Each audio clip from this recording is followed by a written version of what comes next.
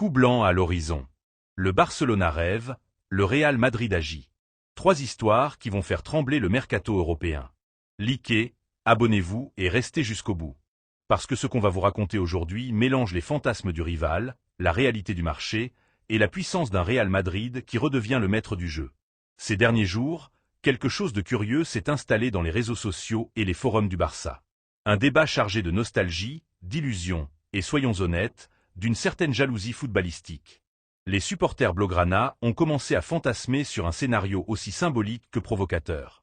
Et le protagoniste de cette fantaisie collective, c'est Endrick. Oui, Endrick. Un joueur qui appartient au Real Madrid, qui est patrimoine du madridisme, et qui aujourd'hui, précisément parce qu'il brille loin du Santiago Bernabéu, est devenu objet de désir imaginaire pour l'éternel rival. Arrêtons-nous une seconde. Parlance comment. Avec fierté. Avec mémoire. Ce type de récit ne naît pas de nulle part. Il surgit quand le Real Madrid démontre une fois de plus qu'il sait détecter le talent avant tout le monde. Quand il mise sur des jeunes avec un potentiel d'époque. Et quand, même en contexte de prêt, ces joueurs commencent à confirmer que le maillot blanc ne pèse pas. Il propulse. Dans l'environnement du Barça, beaucoup ont voulu tracer un parallèle avec un nom qui fait partie de l'histoire du football espagnol. Samuel Eto'o. Un attaquant qui est arrivé très jeune en Espagne, qui a été recruté par le Real Madrid dans une étape très différente du club, qui n'a jamais vraiment trouvé sa place, et qui après plusieurs prêts a explosé définitivement à Majorque avant de signer au Barça. Son étape azulgrana est écrite en lettres majuscules dans l'histoire de ce club, avec des buts, des titres et un protagonisme indiscutable. Ce souvenir, certains veulent maintenant l'utiliser comme inspiration pour construire une narration qui, vue de l'extérieur, est aussi provocatrice qu'irréaliste. Parce que le football d'aujourd'hui n'est pas celui d'il y a 20 ans. Parce que le Real Madrid d'aujourd'hui n'est pas ce Real Madrid-là. Et parce qu'Endrick n'est pas un joueur perdu dans des prêts sans direction. C'est un pari stratégique soigné et planifié au millimètre par le club le plus grand du monde. Le focus de ce débat est mis sur Endrick, jeune attaquant brésilien qui appartient au Real Madrid et qui se trouve actuellement prêté à l'Olympique lyonnais. La comparaison avec Eto'o ne surgit pas tant de la situation contractuelle, mais de la sensation de talent déchaîné loin du Bernabéu. Et c'est ici que le madridisme doit sourire tranquillement. Parce que ce qu'Endrick démontre en France ne prouve pas que le Real Madrid s'est trompé. C'est exactement le contraire.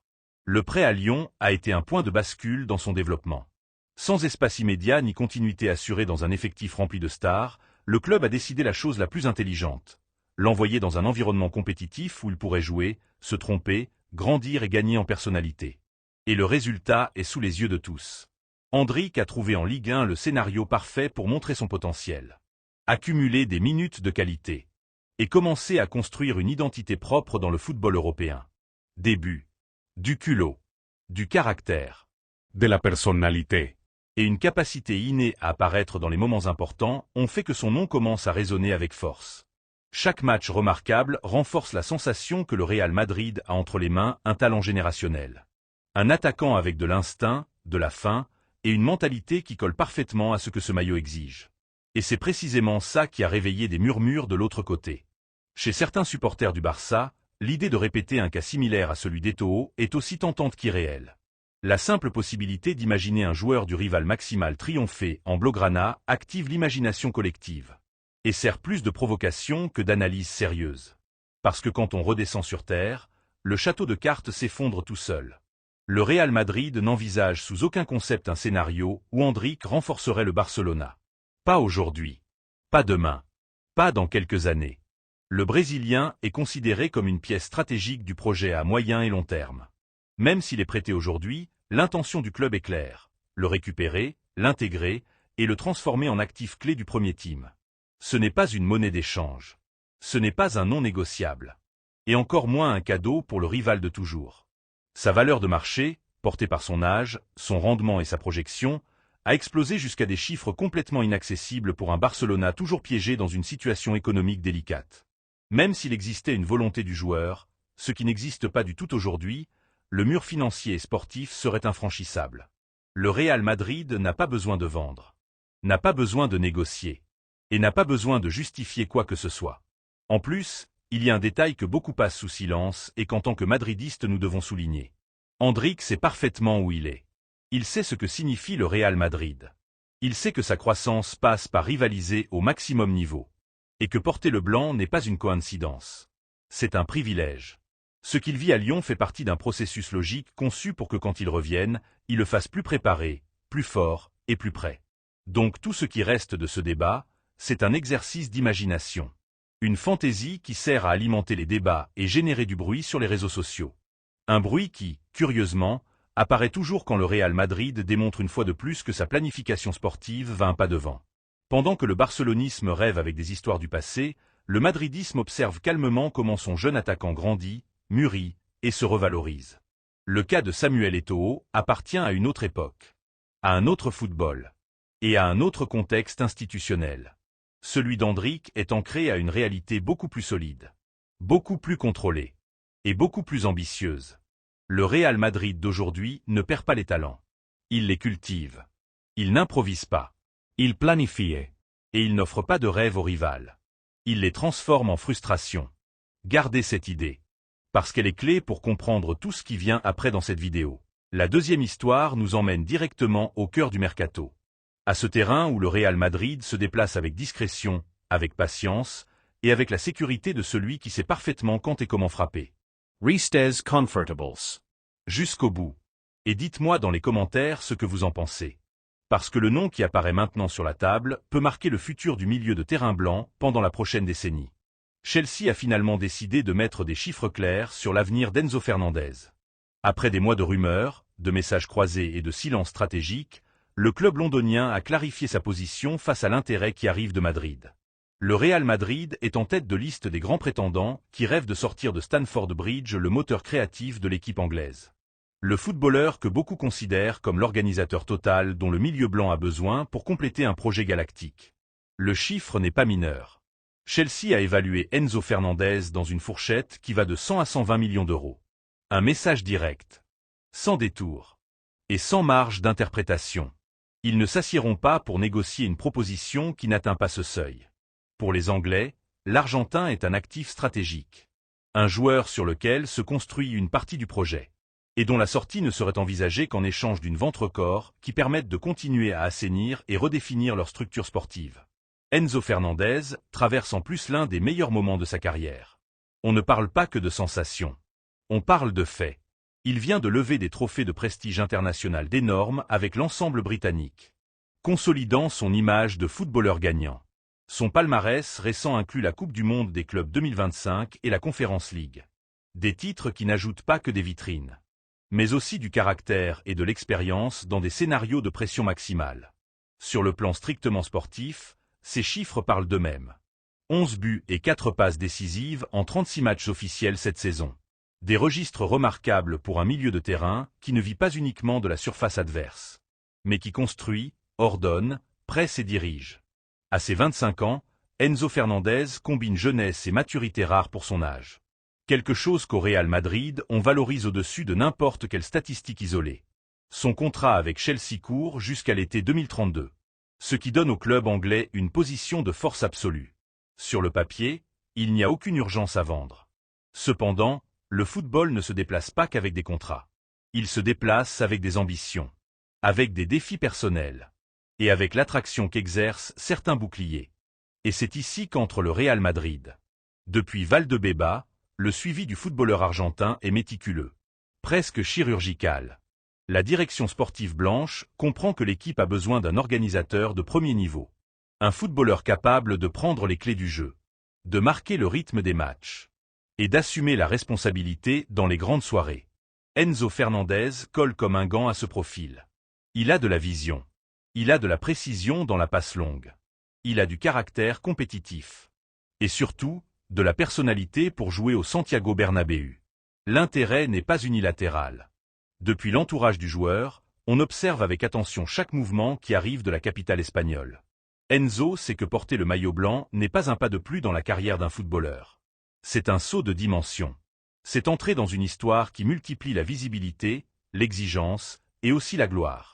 Et même si Chelsea est un club important, le Real Madrid joue dans une autre ligue quand il s'agit d'impact global et de legs sportif. Ce scénario, comme prévu, ne passe pas inaperçu pour d'autres géants du continent. Le Paris Saint-Germain apparaît comme une menace réelle dans cette opération. Avec un pouvoir économique démesuré et avec le besoin de renforcer son milieu de terrain, le club français a aussi mis les yeux sur l'Argentin. Luis Enrique est un admirateur déclaré de son style dynamique, vertical et complet. Et à Paris, on rêve de former un trio de milieux de terrain de très haut niveau avec Vitinha et Joao Neves. L'entrée du PSG dans l'enchère n'a qu'un effet immédiat, durcir encore plus la position de Chelsea. Plus il y aura d'intéressés de premier niveau, plus le club anglais restera ferme dans son évaluation. Pour eux, l'enchère ne fait que commencer. Et ils savent que tant le Real Madrid que le PSG ont la capacité économique pour affronter une opération de ce calibre s'ils le considèrent vraiment stratégique. C'est ici que le madridisme doit lire entre les lignes. Le Real Madrid n'entre généralement pas dans des guerres absurdes ni dans des enchères sans sens. Historiquement, le club sait attendre. Il sait mesurer les temps. Et il sait quand appuyer sur l'accélérateur. Quand Florentino Pérez décide d'aller chercher un footballeur, c'est parce qu'il est convaincu que ce joueur peut marquer une époque. Et Enzo Fernandez réunit beaucoup des conditions que le club blanc cherche dans l'héritier naturel du milieu de terrain. La maturité qu'il a démontrée en Premier League. Sa capacité à rendre dans des contextes adverses. Et son leadership silencieux le transforme en investissement de futur. Pas en caprice de mercato. Dans un Real Madrid qui pense déjà au prochain cycle, incorporer un milieu de terrain de ce profil serait un mouvement stratégique de portée énorme. En plus, il y a un facteur qu'on ne peut ignorer. La Coupe du Monde 2026 est à l'horizon. Pour un footballeur comme Enzo Fernandez, porter le maillot du Real Madrid à la veille d'un mondial suppose une projection médiatique et sportive incomparable. La vitrine blanche multiplie l'image, l'influence et le poids spécifique de n'importe quel joueur dans le panorama international. L'opération, oui, ne sera pas simple. Elle sera longue, complexe et remplie de mouvements tactiques. Chelsea n'offrira pas un seul euro. Et le Real Madrid analysera chaque variable avant de faire un pas définitif. Mais le plateau est préparé pour que ce nom devienne l'un des grands feuilletons du prochain été. Pendant ce temps, les supporters madridistes commencent déjà à l'imaginer. À imaginer Enzo Fernandez dictant le rythme au Bernabéu, ordonnant le jeu lançant des attaques, et dirigeant l'équipe dans les grandes soirées européennes. Rêver fait partie du football. Mais quand le Real Madrid entre dans l'équation, beaucoup de rêves finissent par devenir réalité. Maintenant c'est votre tour. Laissez votre like. Abonnez-vous. Commentez. Vous pensez qu'Enzo Fernandez est le milieu idéal pour le Real Madrid? Ou vous miseriez sur un autre profil? La troisième histoire de cette vidéo est, sans doute, la plus explosive de toutes. Ici, on ne parle plus de fantaisie d'autrui ni de suivi discret de mercato. Ici, on parle d'un mouvement qui peut secouer les fondations du football espagnol. D'un Real Madrid décidé à donner un coup de tonnerre sur la table. Et d'un Barcelona piégé par ses propres problèmes économiques et par une gestion qui l'a mené à un carrefour dangereux. Restez jusqu'au bout. Likez. Abonnez-vous. Commentez. Et n'oubliez pas de cliquer sur la nouvelle qui apparaît à l'écran. Parce que ce qui entoure Jules Koundé peut devenir l'un des épisodes les plus douloureux pour le barcelonisme ces dernières années. Le futur de Jules Koundé est passé très rapidement d'être une certitude au Barcelona à devenir un véritable casse-tête. Ce qui il y a quelques mois était présenté comme une pièce structurelle du projet sportif Azulgrana est aujourd'hui une inconnue qui génère de l'inquiétude tant sur le terrain que dans les bureaux. Et le plus frappant de tout, c'est qu'au milieu de cette incertitude apparaît le Real Madrid comme protagoniste absolu. Attentive. Patient. Et disposé à profiter de n'importe quelle faiblesse de l'éternel rival. Le rendement récent du défenseur français a allumé toutes les alarmes au Barça. Bien que son contrat soit long jusqu'en 2030. Bien qu'à son époque, il ait été un pari fort du club. La réalité est que son niveau a généré plus de doutes que de certitudes. Irregularite. Déconnexion ponctuelle dans des matchs clés. Et une sensation de manque de leadership dans des moments où on attendait qu'il fasse un pas en avant ont complètement changé la perception interne sur sa figure. Depuis le corps technique, on ne cache pas une certaine déception. On attendait que Koundé soit un pilier défensif. Un référent. Un joueur capable de soutenir l'arrière-garde dans les moments de plus grande pression. Cependant, ses prestations ont été des montagnes russes. Des matchs corrects, voire bons, alternés avec d'autres où il a été pointé du doigt. Et dans un club comme le Barcelona, qui vit sous une loupe constante et qui traverse un moment de fragilité sportive, cette irrégularité se paie très cher. Mais le problème n'est pas que sportif. Le grand éléphant dans la pièce reste la situation économique du Barcelona. Un club obligé de faire les comptes. De chercher des revenus extraordinaires. Et d'envisager des ventes qu'il y a peu semblaient impensables. Dans ce contexte, Jules Koundé est passé d'intouchable à actif de marché très précieux. Et quand un joueur cesse d'être intouchable, tout change. C'est là qu'entre en scène le Real Madrid. Parce que pendant qu'au Barça on doute, à Madrid on observe. Pendant que certains cherchent des solutions d'urgence, d'autres planifient calmement. Florentino Pérez, qui connaît mieux que personne les faiblesses structurelles du rival, est disposé à placer une offre très sérieuse sur la table si le scénario finit de s'ouvrir. Le président du Real Madrid sait qu'il n'y a pas de coup plus dur que d'enlever à l'adversaire un joueur important. Et le faire en plus dans un contexte de nécessité économique. L'intérêt du Real Madrid pour Jules Koundé n'est pas improvisé. Depuis longtemps à Valdebeba, on valorise son profil. Un défenseur en pleine maturité avec expérience en Liga espagnole. Parcours européen. Et une polyvalence qui lui permet de rendre tant comme central que comme latéral droit. Un type de joueur qui colle parfaitement à la philosophie blanche de toujours rivaliser avec des footballeurs préparés pour le maximum niveau. La différence maintenant, c'est que le contexte a radicalement changé. Le Barcelona n'a plus la force d'autrefois pour dire non sans conséquence. Si une offre puissante arrive, proche de chiffres qui soulagent vraiment ses comptes, la pression interne pour vendre sera énorme. Et le Real Madrid est disposé à profiter de cette fissure. On ne parle pas d'un simple sondage. On parle d'une stratégie claire menée depuis la présidence pour placer le club blanc comme protagoniste d'une opération qui peut marquer un avant et un après. Mais il y a un élément qui a fini d'enflammer la situation. Et qui a provoqué un véritable tremblement de terre dans l'environnement blaugrana. Jules Koundé a accordé des interviews à des médias français dans lesquels, de manière naturelle et sans détour, il a laissé entendre qu'il ne verrait aucun problème à jouer au Real Madrid. Une déclaration qui, même mesurée dans les formes, a été interprétée au Barcelona comme une véritable trahison. Le malaise dans le club catalan a été immédiat. Dirigeants contrariés. Une partie du corps technique gêné. Et surtout une réaction très dure des supporters. Beaucoup de supporters du Barça n'ont pas pardonné ces mots. Pour eux, qu'un de leurs joueurs se montre ouvert à porter le maillot de l'éternel rival, c'est une ligne rouge. Les réseaux sociaux se sont remplis de messages demandant son départ, questionnant son engagement, et exigeant que s'il ne sent pas les couleurs, on lui ouvre la porte au plus vite. Du point de vue du Real Madrid, ces déclarations ne sont pas passées inaperçues. Tout le contraire. Elles s'interprètent comme un signal clair que le joueur ne ferme pas la porte. Qu'il n'existe pas de rejet frontal à l'idée de changer de côté. Et qu'arrivé le moment, il serait disposé à écouter une proposition sérieuse. Et quand un footballeur fait ce pas mental, le reste n'est généralement qu'une question de temps et de chiffres. Florentino Pérez sait que ce type d'opération requiert patience, silence et précision. Il ne s'agit pas de filtrer l'intérêt de manière folle, mais d'attendre le moment exact où le Barcelona se verra obligé d'agir. Les difficultés financières. La pression de la masse sociale et le besoin de reconstruire le projet défensif peuvent converger dans un scénario parfait pour le Real Madrid. En plus, il y a un composant symbolique impossible à ignorer. Emmener Jules Koundé au Santiago Bernabéu ne serait pas qu'un renfort sportif. Ce serait un message de pouvoir. Un rappel de qui commande. De qui a de la stabilité. Et de qui, même dans des moments compliqués, reste la destination la plus attirante pour les grands joueurs du monde. Le Barcelona, pendant ce temps, vit piégé entre l'épée et le mur. Maintenir un joueur questionné par les supporters et qui ne ferme pas la porte au rival suppose un risque énorme. Le vendre, en revanche, peut soulager les comptes. Mais signifierait aussi reconnaître une faiblesse structurelle. Et assumer un coup moral très dur. Et si l'acheteur est le Real Madrid, l'impact serait encore plus grand.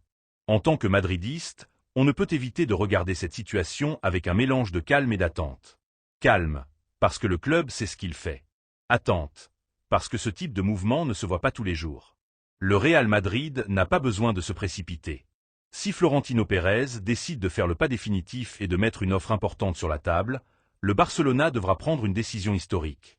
Et Jules Koundé, conscient de tout ce qui est en jeu, devra choisir entre continuer dans un projet instable ou faire le saut vers un club qui rivalise chaque saison pour absolument tout. Maintenant c'est votre tour. Laissez votre like. Abonnez-vous. Commentez.